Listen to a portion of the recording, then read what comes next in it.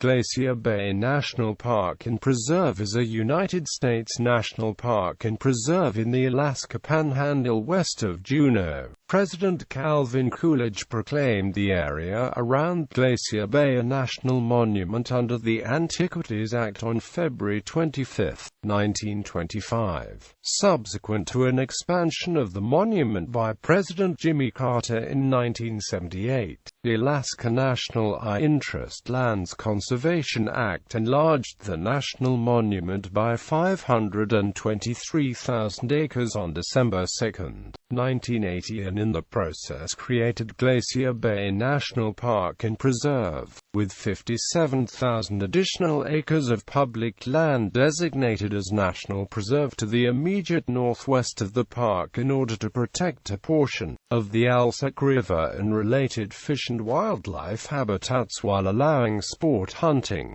Glacier Bay became part of a binational UNESCO World Heritage Site in 1979, was inscribed as a Biosphere Reserve in 1986, and in 1994 undertook an obligation to work with Hoonah and Tlingit Native American organizations in the management of the protected area. In total, the park and preserve cover 5,130 square miles. Most of Glacier Bay is designated wilderness area, which covers 4,164 square miles. Geography: Glacier Bay National Park and Preserve occupies the northernmost section of the southeastern Alaska coastline, between the Gulf of Alaska and Canada. The Canada-U.S. border approaches to within 15 miles of the ocean in the St. Elias Mountains at Mount Fairweather, the park's tallest peak at 15,300 feet, transitioning to the Fairweather Range from the southwards. The Brady Icefield caps the Fairweather Range on a peninsula extending from the ocean to Glacier Bay, which extends from Icy Strait to the Canada-U.S. border at Grand Pacific Glacier, cutting off the western part of the park. To the east of Glacier Bay, the Takenshire Mountains and the Chilkat Range form a peninsula bounded by the Lynn Canal on the east, with the park's eastern boundary with Tongass National Forest running along the ridgeline. The park's northwestern boundary, which also abuts Tongass National Forest, runs in the valley of the Alsek River to Dry Bay. The preserve lands comprise a small area at Dry Bay. The majority of Glacier Bay lands are national park lands. The park boundary excludes Gustavis's at the mouth of Glacier Bay. The lands adjoining the park to the north in Canada are included in Tatshenshini Alsek Provincial Park. No roads lead to the park, and it is most easily reached by air travel. During some summers there are ferries to the small community of Gustavis directly to the marina at Bartlett Cove. Despite the lack of roads, there are over 400,000 visitors each year, most of whom arrive via cruise ship. The number of ships that may arrive each day is limited by regulation. Other travelers come on whitewater rafting trips,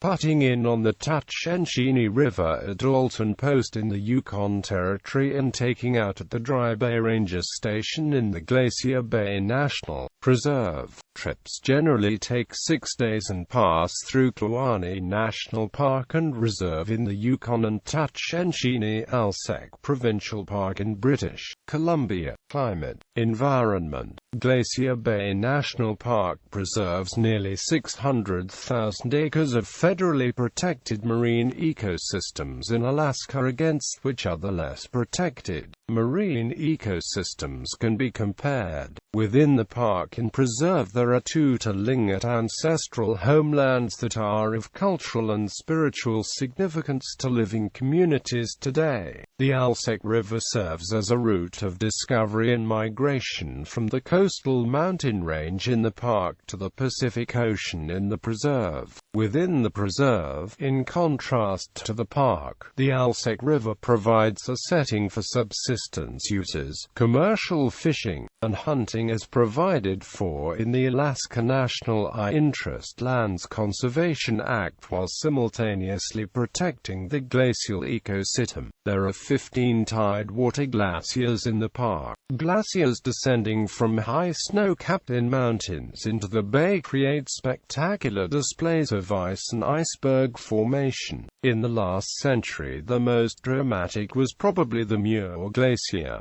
The carving face was nearly 2 miles wide and about 265 feet high. Glacier Bay National Park and Preserve includes 9 tidewater glaciers. 4 of these glaciers actively carve icebergs into the bay. In the 1990s, the Muir Glacier receded to the point that it was no longer a tidewater glacier. Most visitors today travel to the Marjorie and Lamplugh glaciers. The advance and recession of the park's glaciers has been extensively documented since Laperouse visited the bay in 1786. In general, the glaciers of the Fairweather Range are advancing and the Chilkat Range glaciers are receding. The region is being lifted by tectonic activity, with frequent earthquakes. Earthquake-induced landslides have been significant forces for change, inducing tsunamis that are believed to have reached 1,600 feet in height. Regions of the park closest to the Gulf of Alaska have a relatively mild climate with significant rainfall and comparatively low snowfall. Lower Glacier Bay is a transitional zone, and Upper Glacier Bay is cold and snowy. Access to the land can be difficult, since the glacial fjords have steep walls that rise directly from the water. Where there are shoreline flats, they can be densely vegetated with alder and devil's club, making hiking difficult. Ecosystems in the park are wet tundra, alpine tundra, coastal forest, and glaciers and ice fields. Fauna. Wildlife in Glacier Bay includes both grizzly and black bear species, wolf packs,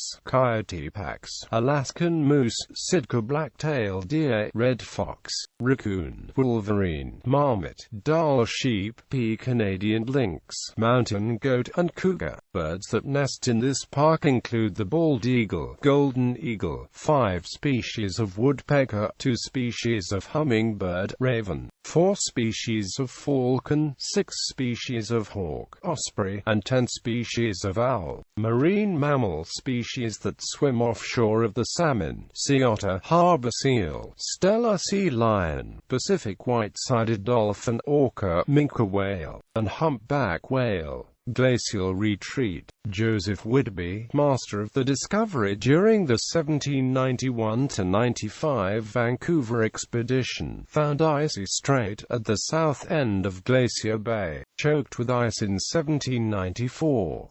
Glacier Bay itself was almost entirely covered by one large tidewater glacier. In 1879, naturalist John Muir found that the ice had retreated almost all the way up the bay, a distance of around 48 miles. By 1916, the Grand Pacific Glacier was at the head of Tar Inlet, about 65 miles from Glacier Bay's mouth. This is the fastest documented glacier retreat.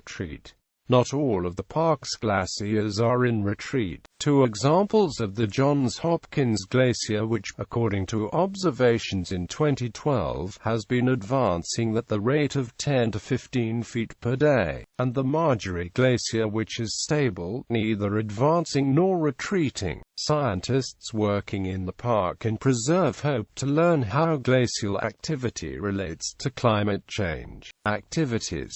About 80% of visitors to Glacier Bay arrive on cruise ships. The National Park Service operates cooperative programs where rangers provide interpretive services aboard the ships and on the smaller boats that offer excursion trips to more distant park features.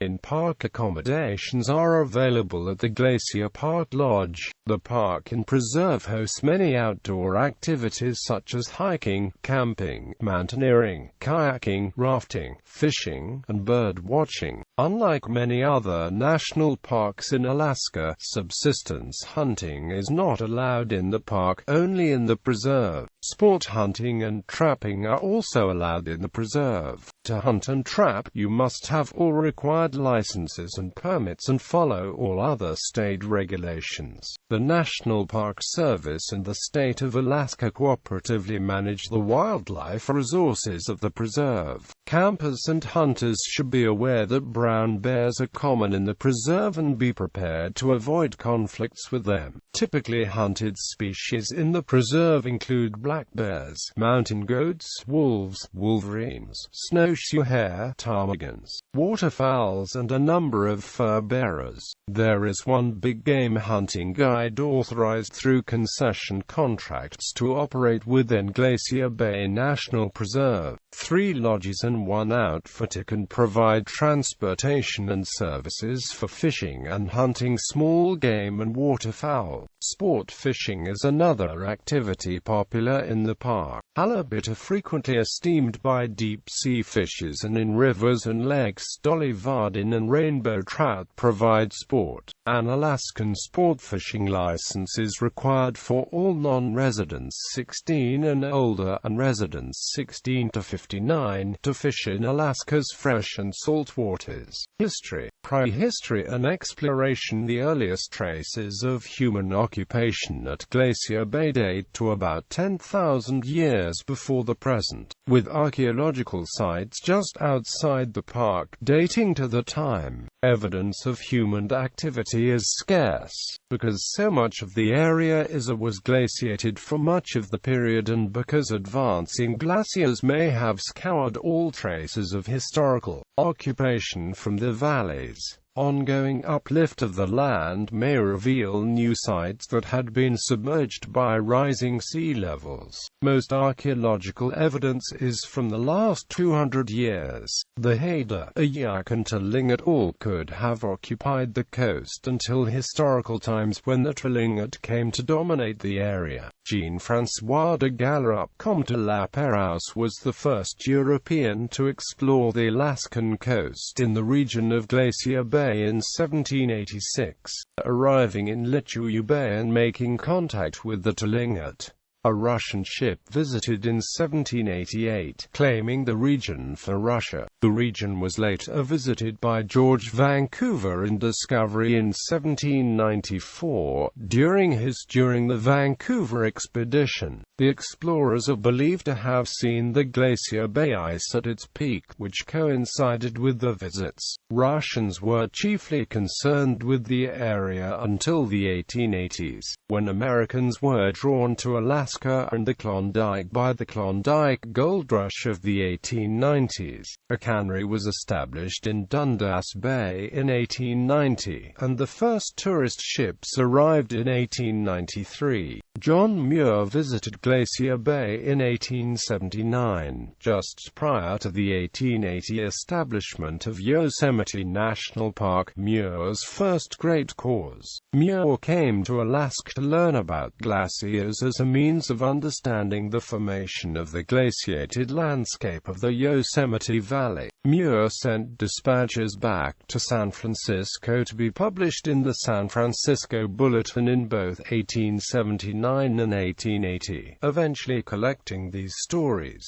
Accounts of his third and fourth trips in 1890 and 1899, and later lectures and articles into the 1915 book Travels in Alaska, promoting Glacier Bay and the Inside Passage. Muir's writings led to the naming of Muir Glacier, then nearly 300 feet tall at tidewater and the most active glacier in the bay, after Muir. The Pacific Coast Steamship Company ran tours up the Inside Passage from Tacoma and Portland during the 1890s, highlighting Muir Glacier and Glacier Bay. The accessibility of Glacier Bay brought naturalists and geologists to study, survey and name the glaciers. The Harriman, Alaska expedition expedition of 1899 was organized by railroad executive Edward Harriman, who recruited Muir, George Bird Grinnell, photographer Edward S. Curtis and several others to study the Alaska coast on a specially outfitted ship, spending 5 days at Glacier Bay. The expedition noted significant glacial retreat. A few months later, the magnitude 8.0 earthquake that shook Yakutat Bay on September 10, 1899, caused Muir Glacier to collapse into the bay, filling it and making it less attractive to tourists, and after 1900 Taku Glacier became a popular destination. In 1900 a salmon cannery was established at Dundas Bay, operating until 1931. Muir's writings attracted the attention of William Skinner Cooper, an ecologist at the University of Minnesota, who saw the bay's retreating glaciers as an opportunity to study plant succession on the recently exposed land. He visited Glacier Bay in 1916, surveying the glaciers and inlets and establishing 9 test plots to be monitored in future visits. Cooper returned to Glacier Bay in 1922, wrote a paper for the Ecological Society of America in which he proposed that Glacier Bay be protected as a national monument. The Ecological Society established a committee to promote the designation of Glacier Bay as a national monument at the urging of Cooper, forwarding copies of the resolutions to President Calvin Coolidge, the National Park Service, the Smithsonian and the Governor of Alaska. The idea was opposed by the U.S. Geological Survey, which reported that the area had potential for mineral extraction. The Interior Department decided to send an agent to survey the area, assigning George Alexander Parks of the General Land Office, and a future governor of Alaska, to examine the area and to canvass local residents. Parks' 1924 report recommended a very limited boundary designed to include glaciers and little else. In response, Cooper and the Ecological Society undertook a letter-writing campaign that supported the Park Service and caused Coolidge to add some portions of mature forest to the park's boundaries. Coolidge's proclamation under the Antiquities Act of Glacier Bay National Monument came on February 26, 1925. National Monument. Alaska game managers came under heavy criticism in the 1920s for a perceived lack of interest in protecting Alaskan brown bears. The state approached the Park Service with a proposal to expand the boundaries of the Glacier Bay Monument using land from Tongass National Forest as a bear sanctuary. Park Service studies were favorable, and the Forest Service came to view an expansion of Glacier Bay as preferable to the designation of Admiralty Island as a national park, which was first proposed in the 1930s. By the late 1930s, Ernest Gruening, the director of the Department of Territories and Island Possessions and future governor of Alaska, suggested that the entire region be protected in a single unit extending up the St. Elias Range to the Wrangell Range. The substance of Gruening's idea would not be realized until 1978, when Wrangell St. Elias National Monument would be proclaimed. In the meantime, the Wrangell St. Elias proposal was set aside in favor of expansions to the east for bear habitat and to the west to protect the Gulf of Alaska coastline. President Franklin D. Roosevelt used the Antiquities Act to expand the monument on April 18, 1939, creating the largest unit in the national park system at the time. During World War II, the U.S. Army appropriated an area around Excursion Inlet to be used as a logistics space for transferring material from barges transients the inside passage to seagoing vessels, logging the area for pilings to be used in piers.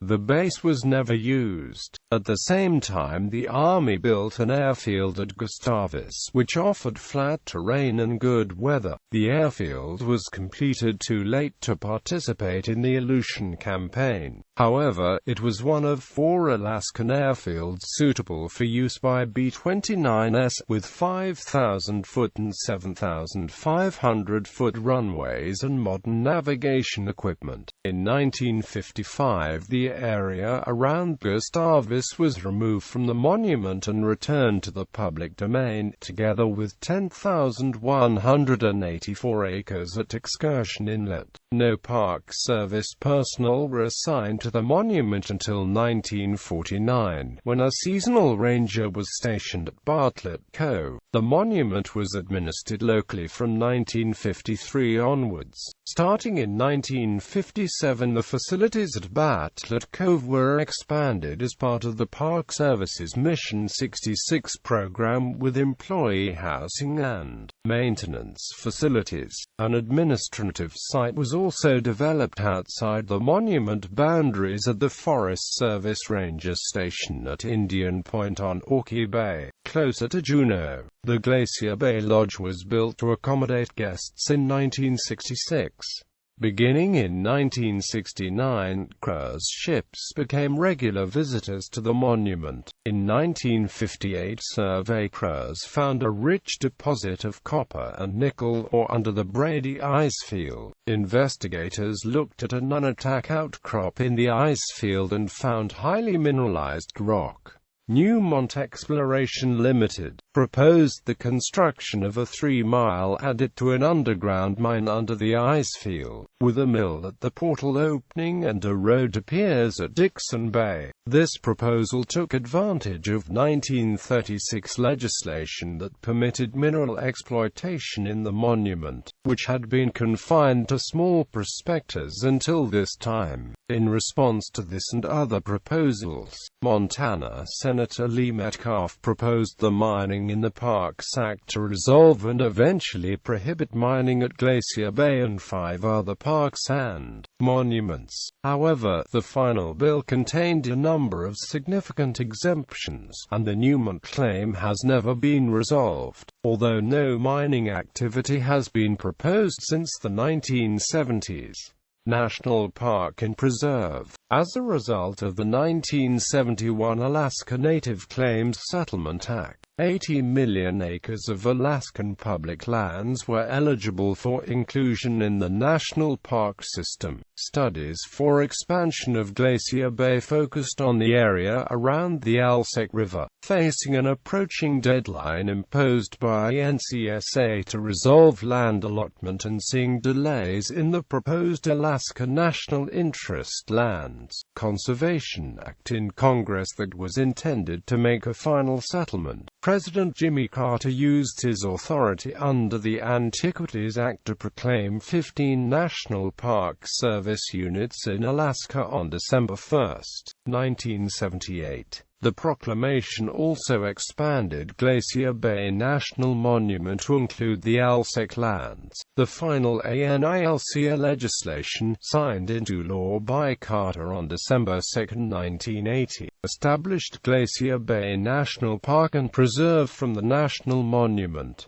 The Alsek edition comprised the bulk of the preserve lands. The chief distinction between park and preserve lands is that sport hunting by non-residents is permitted in accordance with Alaskan game regulations in the preserve, but prohibited in the park. World Heritage Site. The Kluane-Wrangell Street, Elias Glacier Bay Tatshenshini Alsek Transborder Park System comprising Kluane, Wrangell St. Elias Glacier Bay and Tatshenshini Alsek Parks, was declared a UNESCO World Heritage Site in 1979 for the spectacular glacier and icefield landscapes as well as for the importance of grizzly bears, caribou and Dall sheep habitat.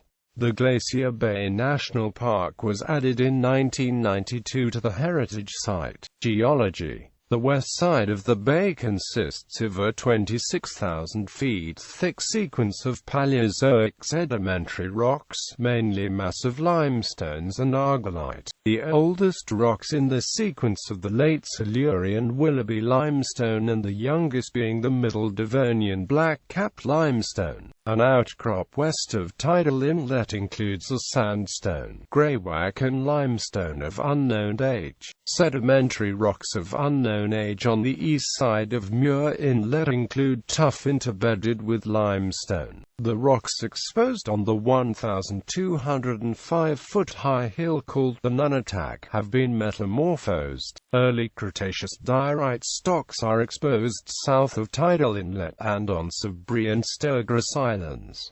Quartz diorite outcrops on Lemessurier Island. A granitic stock is exposed in Dundas Bay. Mafic dikes up to 20 feet in width occur throughout the area. Glacial advances occurred 7,000, 5,500 years ago, with the last extending to the entrance of the bay, where it left a huge semicircular terminal moraine.